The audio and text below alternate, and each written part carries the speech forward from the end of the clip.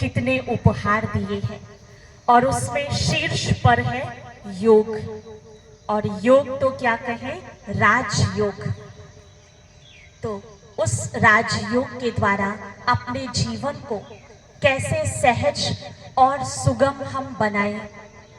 आज सच में देखा जाए आश्चर्य की बात है, दुनिया ने जिसमें अब प्रैक्टिस करना स्टार्ट किया है, योग करना चाहिए, जरूर करना चाहिए, गवर्नमेंट ने भी उसको क्या कर दिया, मोहर लगा दी, करना है। यूनाइटेड नेशंस ने भी परमिशन दे दी।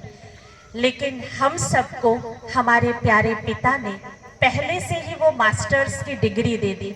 उन्होंने इसमें एडमिशन लिया है और हमने क्या किया, इसमें मास्टर्स कर लिया। तो अभी जो हमने किया है वो दूसरों तक कैसे पहुंचाएं। तो चलिए ले चलते हैं परमात्मा के विशेष प्रभु रतन की तरफ। आदरणीय दिव्या दीदी जी, जिन्होंने बाल्यकाल से ही राजयोग का ये अभ्यास किया, अपने जीवन को ज्ञान और योग से श्रृंगारित किया, अनेकानेक आत्माओं के अंदर वो मनोबल भर के, वो ज्ञान और योग का बल भर के जीवन को सशक्त और सुगम बनाया। कैसे इस योग को अपने जीवन में सहजता से धारण करें। अंतर्राष्ट्रीय योग दिवस के अवसर पर सभी भाई बहनें, विशेष राजयोग के अभ्यास हेतु यहाँ एकत्र हुए हैं।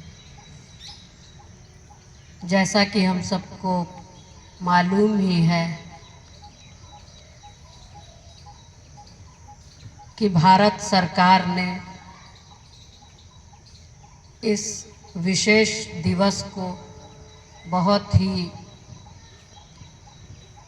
शक्तिशाली रूप से कार्यान्वित करने के लिए बहुत मुहिम चलाई। लेकिन आज हम सब जानते हैं कि जिस प्रकार का योग हम सब सीखते हैं, जिसको हठ योग कहा जाता है, प्राणायाम, यम, नियम, आसन, ये एक ऐसी विधा है राजयोग की जिससे मनुष्य का सर्वांगीण विकास होता है। लेकिन जगत नियंता पिता ने हम सबको जो राजयोग सिखाया, वो हम सबको पूर्णता की ओर ले जाता है। राजयोग वास्तव में, जैसा कि आज ईश्वरीय महावाक्यों में, तो वहाँ जब हम सब जल यूज करेंगे वो कैसा होगा, औषधि का नाम तो वहाँ नहीं होगा क्योंकि निरोगी तन होगा, वहाँ औषधि की तो जरूरत ही नहीं है। लेकिन प्रकृति से हमको वो सब चीजें प्राप्त होंगी, उपलब्ध होगी, जिससे हम किसी भी बात को समा नहीं सकते। सुना है आप लोगों ने? ये एक श्राप के रूप में शास्त्रों में गाया, लेकिन भगवान ने ज्ञान का कलश किसको दिया? माताओं को। उनका हर कार्य जब राजयुक्त है, योग युक्त, युक्ति युक्त है, तो भगवान ने, उस जगत नियंता ने उसी श्राप को वरदान सिद्ध कर दिया। कैसे? भगवान ने ज्ञान का कलश माताओं को दिया कि अगर इनको ज्ञान समझ में आ गया तो उसको भी ये समा नहीं पाएंगी। क्या करेंगी? सबको सुना देंगी, सुना देंगी ना, तो भगवान का कार्य सहज हो जाए। तो भगवान का जो कार्य है, महिलाएं अगर किसी चीज को समझ जाएं, उनकी बुद्धि में वो बात बैठ जाए, तो भाइयों की अपेक्षा माताएं उस बात को जल्दी से क्या कर देंगी? सब तरफ फैला देंगी, क्योंकि माताओं को ये शास्त्रों में कहा गया है। बाकी भगवान की तरफ से तो ये माताओं और बहनों को ये वरदान को दिया। माताएं घर में भोजन बनाती हैं। ये योग दिवस की आप सबको बहुत बहुत बहुत शुभकामनाएं। तो हमें शरीर को स्वस्थ रखना पड़ेगा, और जब हम शरीर स्वस्थ रखेंगे तो हम अच्छे से हर कार्य कर पाएंगे। तो आज हम आपको कुछ लाइनों के साथ इस योग को खुद से मिलाता है योग, हमें खुद से मिलाता है योग, दिलाता है ईश्वर की अनुभूति योग।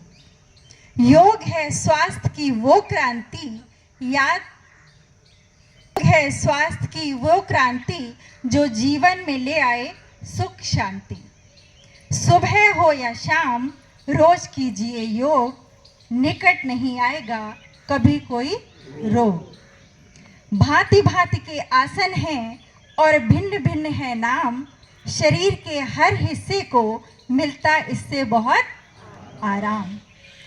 हर कोई इसे कर सकता। आजकल किडनी, बहुत सारी चीज़ें हैं जो हमारे शरीर में सुचारू रूप से काम नहीं कर पाती हैं, जिसकी वजह से हमारे शरीर में नए नए रोग उत्पन्न होते हैं। तो आज हम आप लोगों को एक्सरसाइज भी कराते चलेंगे और इसके थोड़े बहुत बेनिफिट भी बताते चलेंगे, जिससे कि आप लोग सिर्फ आज तक ये सीमित ना रखें, आगे भी अपने घरों में हफ्ते में नहीं सारे हफ्ते में 7 दिन करें तो कम से कम हफ्ते में 2 दिन 3 दिन या वीक में 1 दिन, किसी भी दिन ये शारीरिक योग जरूर करें, जिससे कि हमारा शरीर स्वस्थ रहे।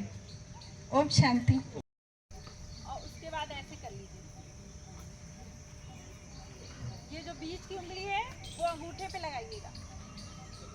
लग रहा है सर?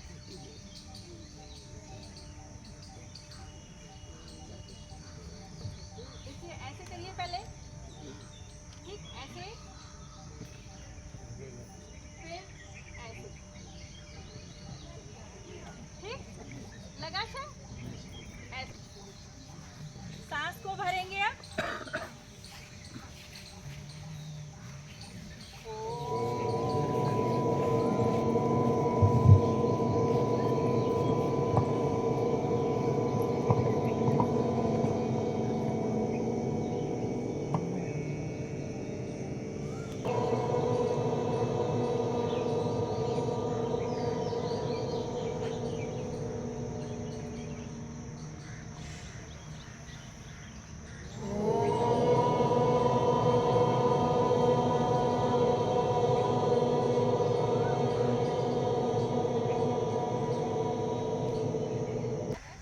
हम शांति का अनुभव करते हैं, शांत हो जाता है हमारा मन। इसी तरह अब हम कपालभाति करेंगे। कपालभाति से क्या बेनिफिट है? जो हमारी किडनी, बहुत आजकल बहुत लोगों को प्रॉब्लम हो रही है किडनी की। क्यों हो रही है? क्योंकि वो वर्क नहीं कर पाती है ठीक से। सांसों का जो संतुलन है वो ठीक ही नहीं है। इस वजह से हमारे शरीर में किडनी में प्रॉब्लम होती है, लिवर में प्रॉब्लम होती है, चेस्ट में प्रॉब्लम होती है, बहुत जगह ब्लॉकेज हो जाते हैं। तो इसलिए हमें ये जब कपालभाति करते हैं तो हमारा ब्लड 15 बार कर पाए, चाहे जितनी बार कर पाए। तो हम शुरू करते हैं, 5 बार करेंगे कपालभाति।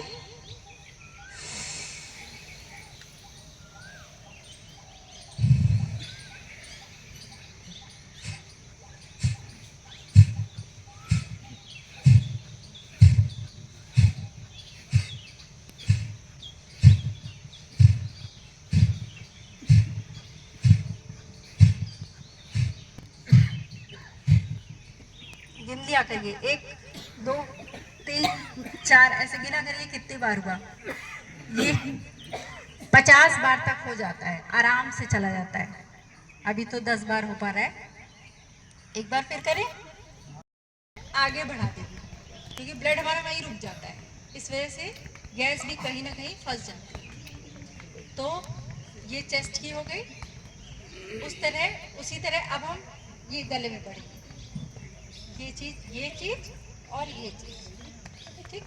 तो 1 2 3 4, 1 2 3 4, 1 1 दो तीन चार, 1 2 3 4, 1 2 3 4।